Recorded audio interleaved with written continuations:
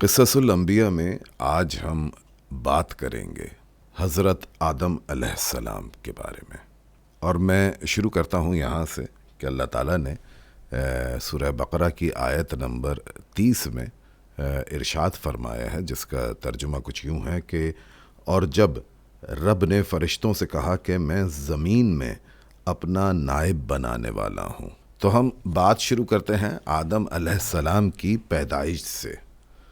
جب اللہ تعالیٰ نے آدم علیہ السلام کو پیدا کرنا چاہا تو حضرت اسرائیل علیہ السلام زمین سے مٹی لینے گئے، جنہوں نے تمام روئے زمین سے مٹھی بھر مٹی لی۔ چونکہ مٹی کا رنگ کسی جگہ سرخ، کہیں سفید اور کہیں کالا تھا، اسی وجہ سے انسانوں کی رنگتیں مختلف ہیں، جیسے یہ گورے ہیں، کچھ کالے ہیں، کچھ سانولے ہیں، تو یہ سب اسی وجہ سے ہے۔ تو حضرت اسرائیل نے وہ مٹی مکے اور طائف کے درمیان کسی جگہ پر رکھی۔ پھر اللہ تعالیٰ نے اس مٹی پر بارش رحمت کو برسایا اور اس مٹی کے خمیر سے حضرت آدم علیہ السلام کا پتلا بنایا، اور 40 برس تک وہ جسم وہاں بے جان پڑا رہا۔ پھر روح پاک اس بدن میں سر مبارک کی طرف سے داخل ہوئی۔ جس جگہ روح پہنچتی جاتی، بدن جو ٹھیکرے کی طرح سخت تھا گوشت اور کھال سے بدلتا جاتا۔ جب روح سینہ مبارک تک پہنچی تو آدم علیہ السلام نے اٹھنے کا ارادہ کیا تو وہیں زمین پر گر پڑے۔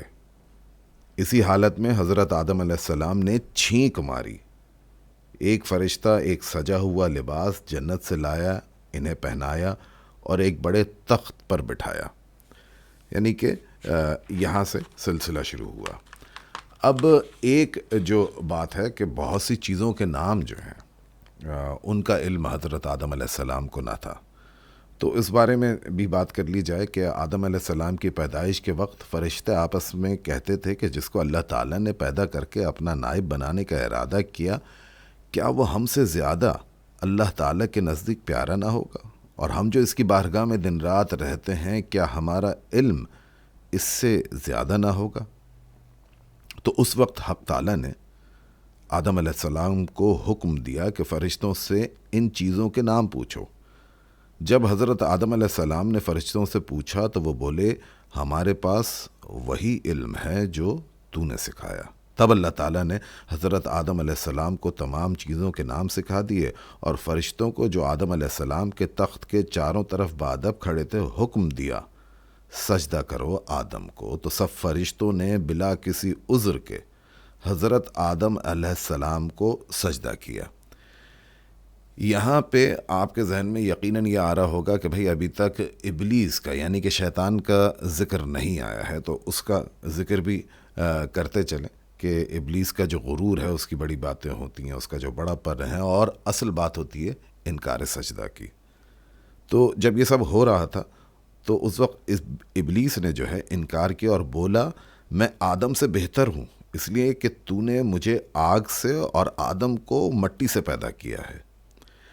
اس نافرمانی سے شیطان مردود ہو گیا اور جنت سے نکالا گیا۔ اللہ تعالیٰ نے اسے اپنی رحمت سے نا امید یعنی دور کر دیا۔ اسی وجہ سے ابلیس کو جو کہا جاتا ہے نا کہ ابلیس کیوں کہا جاتا ہے، تو وہ ابلیس کا دراصل مطلب جو ہے وہ ہے نا امید، تو اس وجہ سے جو ہے اس کو کوئی امید نہیں ہے، اب اللہ تعالیٰ سے رحمت کی کوئی امید نہیں ہے، ٹھیک ہے۔ تو ابلیس فرشتوں کے اس قبیلے سے تھا جنہیں جن کہا جاتا تھا، یہ آگ کے شعلوں سے پیدا ہوئے۔ اچھا، اس کے بعد جو ہے سلسلہ کچھ یوں شروع ہوتا ہے کہ حضرت آدم علیہ السلام جنت میں تھے، اکیلے پن کا شکار ہو جاتے تھے، تو اب ان کو کوئی بات کرنے کے لیے چاہیے تھا۔ تو یہ میں ذکر اس لیے کر رہا ہوں کہ حضرت آدم علیہ السلام کو کوئی بات کرنے والا چاہیے تھا، کوئی پارٹنر چاہیے تھا، تو اللہ تعالیٰ نے ان کے پارٹنر کا انتظام کیا، اور میں جو تذکرہ کروں گا وہ حضرت حوا کی پیدائش کا ہے۔ تو حضرت آدم علیہ السلام جنت میں رہنے لگے، انہیں ایک دوست اور ایک ساتھی کی خواہش ہوئی۔ تب حضرت آدم علیہ السلام پر خواب کا غلبہ ہوا۔ اسی خواب میں اللہ تعالیٰ نے آدم علیہ السلام کی بائیں پسلی سے حضرت حوا کو پیدا کیا۔ اب آدم علیہ السلام کا جو جنت میں قیام تھا اس کے بارے میں بات کرتے ہیں کہ اللہ تعالیٰ نے ان کا نکاح اپنے عرش کے اٹھانے والوں کے سامنے کیا۔ ابلیس کو جنت سے نکالے جانے کے بعد حضرت آدم علیہ السلام کو جنت میں جگہ دی گئی۔ دونوں کو حکم ہوا کہ وہ جنت میں رہیں اور اس کے سب میوے کھائیں، لیکن گندم کے درخت کے قریب نہ جانا اور اس سے کچھ نہ کھانا، یہ تنبیہ کی گئی۔ ایسا درخت جس کے کھانے سے انسانی حاجت محسوس ہوتی ہے اور جنت بالکل پاکیزہ جگہ ہے، پھر وہ جنت کے لائق نہیں رہتا اگر وہ گندم کھا لیتے۔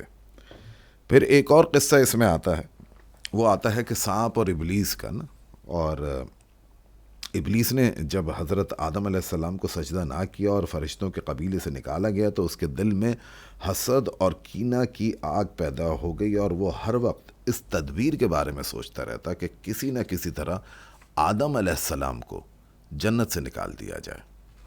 اس نے پہلے، یعنی کہ شیطان نے، ابلیس نے پہلے جو ہے مور سے دوستی کی اور اس سے کہا کہ وہ اپنے بازو پر بٹھا کر جنت میں پہنچا دے تاکہ میں اپنے دشمن سے بدلہ لے سکوں۔ مور نے اس بات سے انکار کیا اور مشورہ دیا کہ یہ بات تو سانپ سے کہے۔ پھر شیطان سانپ کے پاس گیا جو اس کو منہ میں لے کر جنت میں گیا، لیکن جنت کی نگرانی کرنے والوں کو بالکل خبر نہ ہوئی۔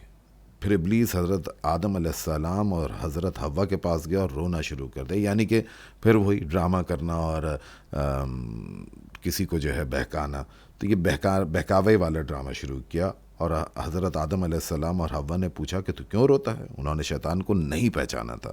تب شیطان نے کہا کہ مجھے تمہارے حال پر رحم آتا ہے، تم اس جنت سے نکالے جاؤ گے، جنت کی یہ نعمتیں تم سے چھین لی جائیں گی اور تم موت کا ذائقہ چکھو گے، یعنی کہ وسوسے ڈالنا شروع کر دیے۔ اس بات کے سننے سے دونوں کو بہت رنج ہوا، یعنی کہ حضرت آدم علیہ السلام کو اور حضرت حوا کو۔ ابلیس نے مزید کہا کہ اگر تم میرا کہا مانو تو میں تم کو ایک درخت بتاؤں، اگر تم اس کا تھوڑا سا میوہ کھاؤ تو ہمیشہ زندہ رہو گے اور موت کی صورت کبھی نہ دیکھو گے۔ حضرت آدم علیہ السلام نے پوچھا کہ وہ کون سا درخت ہے؟ شیطان نے کہا یہ وہی درخت ہے جس کے کھانے سے اللہ تعالیٰ نے منع کیا ہے۔ حضرت آدم علیہ السلام نے اس کی بات کو قبول نہ کیا اور کہا کہ میں ہرگز اللہ تعالیٰ کی نافرمانی نہیں کروں گا۔ پھر شیطان نے قسم کھائی کہ میں تمہارا خیر خواہ ہوں۔ اس کے بعد حضرت آدم علیہ السلام اٹھ کر چلے گئے اور شیطان نے حضرت حوا کی خدمت میں جا کر ان کے دل میں اسی طرح کا وسوسہ پیدا کیا، کیونکہ آپ کو علم ہے نا کہ شیطان تو دراصل وسوسے پیدا کرتا ہے، آپ کو جو ہے بہکاوے دیتا ہے کہ کسی طرح جو ہے اصل سے آپ ہٹ جائیں۔ اور پھر یہ ہوا کہ جب اس نے وسوسہ پیدا کر دیا اور سانپ نے شیطان کے کہنے پر گواہی دی، کس کے سامنے؟ حضرت حوا کے سامنے۔ تو حضرت حوا نے حضرت آدم علیہ السلام سے عرض کیا سانپ تو خادم جنت ہے اور وہ بھی اس شخص کی حمایت میں گواہی دیتا ہے، میں پہلے اس درخت کا پھل کھاتی ہوں، اگر معاملہ الٹ ہوا تو میرے واسطے حق تعالی سے معافی مانگنا، نہیں تو ہم دونوں تمام عمر جنت کی نعمتیں سکون سے کھائیں گے۔ شیطان نے ان کے پاس قسم کھائی، پس حوا نے اس کی قسم کھانے پر یقین کر لیا اور یہ سوچا کہ یہ جو کہتا ہے کہ بھئی یہ سچ کہتا ہوگا۔ تب اس درخت کے قریب اس پر ہاتھ بڑھایا، 3 دانے گندم کے لیے 1 دانہ خود کھایا اور 2 دانے حضرت آدم علیہ السلام کے لیے لائیں۔ وہ بولے یہ کیا چیز ہے؟ حوا نے کہا یہ پھل اس درخت کا ہے جس درخت کا پھل کھانے سے ہم اللہ تعالیٰ نے منع فرمایا، اس میں سے میں نے 1 دانہ کھایا اور 2 دانے آپ کے واسطے لائی ہوں۔ حضرت آدم علیہ السلام نے فرمایا کہ اس کی لذت کیسی ہے؟ وہ بولیں لذت تو مٹھاس کی ہے۔ حضرت آدم علیہ السلام نے فرمایا نہیں کھاؤں گا، اللہ تعالیٰ سے میرا عہد ہے کہ اس درخت سے میوہ نہ کھانے کا۔ حضرت حوا جب مایوس ہو گئیں تو حضرت آدم علیہ السلام کو دانہ کھلانے سے پہلے 1 پیالہ شراب جنت سے لا کر پلا دیا، جس سے وہ بے ہوش ہو گئے اور ان سے 2 دانے گندم کے لے کر کھا گئے۔ اس طرح عہد فوراً ٹوٹ گیا۔ ابھی دانے حلق کے نیچے نہیں اترے تھے کہ تاج ان کے سر سے اڑ گیا اور تخت سے بھی نیچے گر گئے اور دونوں برہنہ ہو گئے اور اپنے جسموں کو چھپانے کے لیے پتے جمع کرنے لگے۔ تب اللہ تعالیٰ نے کہا کہ تم ایک دوسرے کے دشمن ہو اور اب تم کو زمین پر ٹھہرنا ہے۔ اب جب یہ سب ہوا کہ بھائی جنت سے تو نکال دیے جائیں گے، زمین پہ ٹھہرنا ہوگا اور حق باری تعالیٰ کا ارشاد ہو گیا، تو پھر ان دونوں نے کہا کہ اے ہمارے رب، ہم نے اپنی جانوں پر ظلم کیا اور اگر تو ہمیں نہ بخشے گا اور ہم پر نہ رحم کرے گا تو یقیناً ہم نقصان والے ہو جائیں گے۔ ربنا ظلمنا انفسنا وان لم تغفر لنا وترحمنا لنکونن من الخاسرین، یہ ہم نماز میں پڑھتے ہیں، مسجدوں میں بھی یہ دعا خصوصی طور پہ کی جاتی ہے، ہر نماز میں کی دی جاتی ہے۔ تو جب آدم علیہ السلام نے یہ دعا کی تو وہ قبول ہوئی، اور حضرت آدم علیہ السلام اور حوا جو ہیں حبشہ میں جا بسے۔ آدم علیہ السلام نے پتھر سے مقناطیس جھاڑ کر آگ حاصل کی۔ یہ سب باتیں حضرت جبرائیل علیہ السلام نے سکھائیں، جیسے لوہے کا کام سکھایا، کھیتی باڑی سکھائی، اسی طرح جنت سے بیلوں کی ایک جوڑی لا کے دی، ایک مٹھی گندم لائے اور کہا کہ تم اپنے ہاتھ سے کاش کر کے اس سے اپنی غذا حاصل کرو۔ تب آدم علیہ السلام نے وہ دانے زمین پر چھڑکے اور ہل جوتا، جس سے فصل آئی، جب پک گئی تو اسے کاٹ لیا۔ یہ سب کچھ 7 گھنٹے میں تیار ہو گیا، تو اس دور کے مطابق حضرت حوا نے جبرائیل علیہ السلام سے تعلیم پا کر گندم کو پیسا اور پانی کے ساتھ خمیر کر کے روٹیاں آگ پر پکائیں اور آدم علیہ السلام کے سامنے لا کر رکھیں۔ حضرت آدم اور حضرت حوا کی اولادوں کا ذکر ہوتا ہے تو اس میں سب سے جو پہل 2 نام آتے ہیں وہ آتے ہیں قابیل اور حابیل کے۔ تو حضرت آدم علیہ السلام نے حبشہ میں جب رہائش اختیار کی تو حوا نے ایک بیٹا اور ایک بیٹی کو جنم دیا۔ بیٹے کا نام قابیل اور بیٹی کا نام یوندا رکھا، مگر یہ خوبصورت نہیں تھی، یوندا جو تھی وہ خوبصورت نہیں تھی۔ ہر مرتبہ ان کے ہاں ایک بیٹا اور ایک بیٹی پیدا ہوتے۔ جب قابیل اور حابیل دونوں بڑے ہوئے تو قابیل کی بہن کو حابیل کے ساتھ اور حابیل کی بہن کو قابیل کے ساتھ شادی کا حکم ہوا۔ اس بات کو سن کر قابیل نے انکار کیا اور کہا کہ میری بہن عقلیمہ خوبصورت ہے، میں اس کو نہیں دوں گا۔ آخر کار آدم علیہ السلام نے اللہ تعالیٰ کے حکم کے مطابق قابیل کی بہن کی شادی حابیل کے ساتھ اور حابیل کی شادی قابیل کی بہن کے ساتھ کر دی، جس کا قابیل نے بڑا برا منایا۔ حضرت آدم علیہ السلام نے فرمایا کہ دونوں بھائی کوہ مینا پر جا کر 2 قربانیاں کر کے رکھ دیں، جس کی قربانی اللہ کی راہ میں قبول ہوگی عقلیمہ اس کی بیوی ہوگی۔ پھر دونوں بیٹوں نے کئی بکریاں ذبح کر کے کوہ مینا پر رکھ دیں۔ قربانی آج تک اسی جگہ پر ہوتی ہے۔ آگ نے آ کر حابیل کی قربانی جلا دی، جس کا مطلب تھا قابیل کی قربانی قبول نہ ہوئی، تو قابیل نے حابیل سے کہا کہ میں تجھ کو مار ڈالوں گا اس لیے کہ تیری قربانی قبول ہوئی ہے۔ دونوں بھائی کوہ مینا پر قربانی دے کر باپ کے پاس آئے تو آدم علیہ السلام نے فرمایا، اے قابیل، تیری بہن عقلیمہ اب حابیل پر حلال ہوئی اور تجھ پر حرام ہے۔ قابیل اس بات کو سن کر اس کو مار ڈالنے کی تدبیر کرنے لگا۔ جب حضرت آدم علیہ السلام حج کی غرض سے مکہ گئے تو قابیل نے ایک پتھر زمین سے اٹھا کر حابیل کے سر پر مارا، جس کے نتیجے میں حابیل مر گیا۔